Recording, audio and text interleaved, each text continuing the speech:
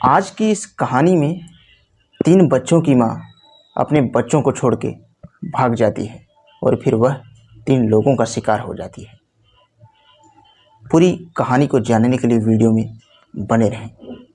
तो नमस्कार दोस्तों, मैं जेपी पाल भोजपुरिया, उत्तर प्रदेश जिला जौनपुर से।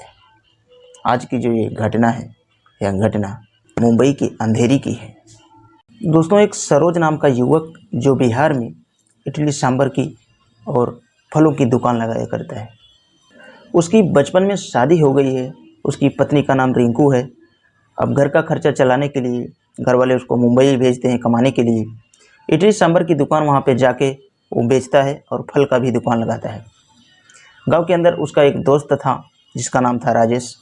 अब यहाँ पे एक बार सरोज अपने गांव घूमने के लिए जाता है मुंबई से, और उसकी पत्नी वहीं पे रह जाती है क्योंकि पत्नी को भी वो मुंबई में रखता है। जब गांव घूमने के लिए वो आता है तो अपने दोस्त राजेश के घर पे जाता है। अब राजेश तो था नहीं, उसकी पत्नी ही थी। उसकी पत्नी का नाम होता है माला। पत्नी थी तो कहता है कि भाभी जी राजेश कहाँ हैं। तो माला निकल के आती है और कहती है कि राजेश तो है नहीं।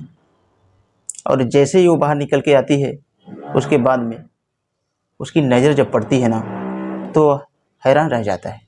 वो सोचता है कि इतनी खूबसूरत औरत, वो भी मेरे दोस्त की। और उसके दिमाग में खटखटी लग जाती है। अब वे फजूल की बातें करता है और वो रोज़ डेली आने लगता है।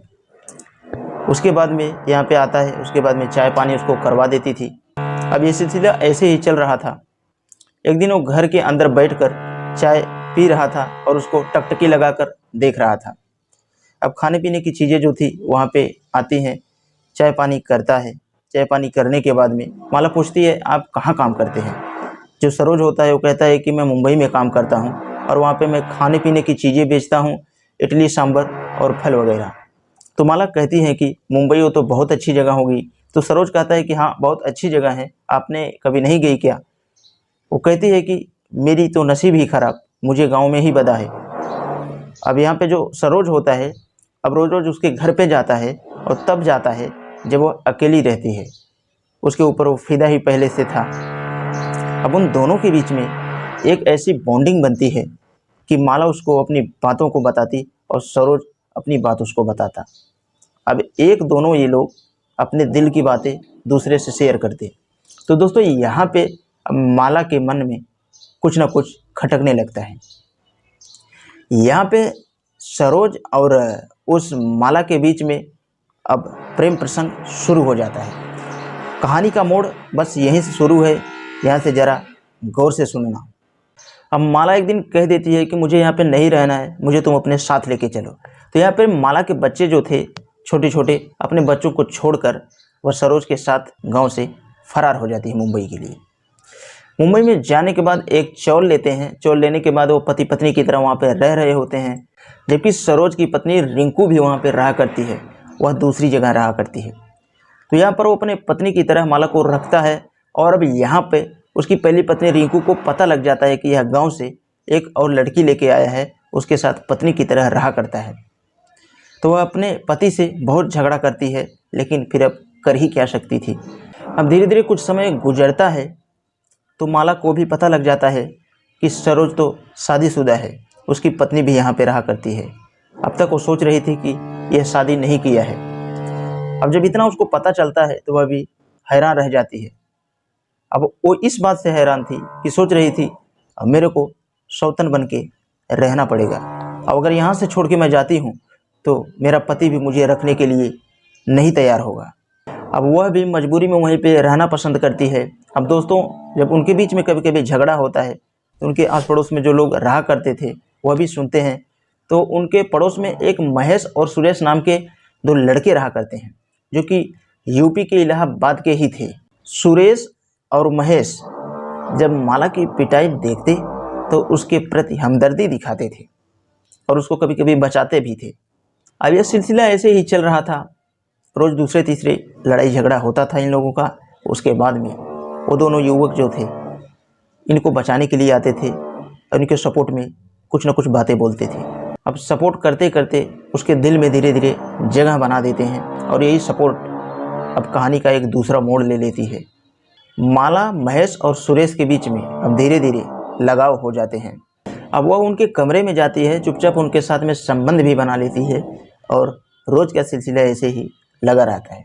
अब ये सिलसिला जब एक बार शुरू हो जाता है तो फिर रुकने का नाम नहीं लेता। अब यहाँ पे सरोज को भी पता लग जाता है कि माला आखिर क्या कर रही है, तो वह माला को और ज़्यादा मारता है। अब माला दुखी हो जाती है और माला ने कहा कि अब दुख नहीं सह पाऊंगी, महेश और सुरेश के पास जाती हूँ। उन दोनों युवकों के पास जाके कहती है कि अगर हमारे साथ में तुम लोगों को रहना हो तो एक काम करो, हमारे पति को इस रास्ते से हटाना होगा। अगर जब हटा दोगे तो हम लोगों का प्यार ऐसे ही चलता रहेगा। अब यह जैसे ही महेश और सुरेश को बात बताती है तो महेश और सुरेश दोनों तैयार हो जाते हैं, क्योंकि उन्हें पहले ही ये मालूम था, इसी मौके की तलाश में वो लगी ही थी कि कब यह बात उसके मुंह से निकले और फिर एक प्लान के तहत अपने घटना को अंजाम दे देते हैं। तो यहाँ पे महेश और सुरेश तैयार होते हैं और दिवाली का दिन था। शाम को दिवाली का त्यौहार लोग मना ही रहे थे। सरोज शराब पीकर आया था, अपने झुपड़ी में पड़ा हुआ था। तभी महेश और सुरेश जाते हैं और महेश उसकी गर्दन को दबाता है और वहीं पे घटनास्थल पे ही उसको मार देता है। मारने के बाद उसी कमरे में बंद करने के बाद वो लोग वहाँ से भाग जाते हैं। सुबह जब होती है, एक दो दिन के बाद में किसी को पता नहीं चलता है, लगभग हफ्ते बीत जाते हैं। जब गंध बाहर तक गुजती है तो लोगों को पता चलता है कि इसमें कुछ ना कुछ ज़रूर हुआ है। अड़ोसी पड़ोसी जब पुलिस को बताते हैं तो पुलिस मौके पे पहुंचती है। जब दरवाज़ा खोला जाता है तो देखते हैं कि उसकी शव पड़ी थी। जब उसकी शव पड़ी थी तो सब देख के हैरान रह जाते हैं। रिंकू को पता चलता है तो वह रोती हुई वहाँ पे आती है। पुलिस उससे जब पूछती है तो वह बताती है कि इसके साथ एक माला नाम की औरत रहा करती है, जो हमारे गांव की ही थी, उसने ही इसको मारा होगा। उसके जो प्रेमी थे उनका नाम है महेश और सुरेश। अब पुलिस के सामने मेन एक्शन ये था कि महेश और सुरेश को किसी भी हालत में पकड़ना है। 4 दिन के बाद महेश और सुरेश को किसी भी हालत में पुलिस पकड़ने में कामयाब हो जाते हैं। पकड़ने के बाद में जब पुलिस उनसे पूछना शुरू करती है तो वो एक दूसरे का मुंह देखते हैं और सही से बताते नहीं। लेकिन जब पुलिस पूरी शक्ति के साथ पेश आती है तो वह एक ही बार में पूरी सच्चाई को सामने कर देते हैं। जब पूरी कहानी बताते हैं पुलिस वाले को भी, तो पुलिस वाले भी सोचने और समझने पे मजबूर हो जाते हैं। अब पुलिस रिंकू के ही बताए गए तहरीर पे इन लोगों को अरेस्ट करती है। उसके बाद में हमेशा हमेशा के लिए जेल भेज देती है। तो दोस्तों, इस कहानी के बारे में आपका क्या कहना है, आप कमेंट बॉक्स में अपनी राय ज़रूर दें। और मेरे हिसाब से मैं बताना चाहूँ तो वह शादीशुदा औरत, उसको किसी दूसरे के साथ भागने की क्या ज़रूरत थी। कुछ लोगों को ये होता है कि शहर में लोग बहुत अच्छे से रह रहे होंगे, जो कभी शहर नहीं गया रहता है तो सोचता है कि मैं भी एक बार काश शहर चली जाऊं और घूम टहल के आऊं, कुछ माहौल ही बन जाएगा। लेकिन वह औरत भी ऐसी ही थी जो कि शहर जाने के लिए लालायित हो गई थी, और शहर जाती है तो वहाँ पे कुछ ऐसा ही कांड हो जाता है। दोस्तों, यह कहानी सुनाने का मेन उद्देश्य लोगों को अवेयर करना है, ताकि आप लोगों के साथ ऐसी घटना कभी ना हो। वीडियो के एंड में बस इतना कहना चाहूँगा, अगर आप हमारे चैनल का वीडियो पहली बार देख रहे हैं तो चैनल को सब्सक्राइब करके बेल का आइकन ऑल पे जरूर प्रेस करें, ताकि कोई भी वीडियो लाऊं तो आप तक आसानी से पहुंच सके। तो आज के लिए बस इतना ही। मिलते हैं कल शाम 7 बजे किसी नेक्स्ट क्राइम स्टोरी के साथ।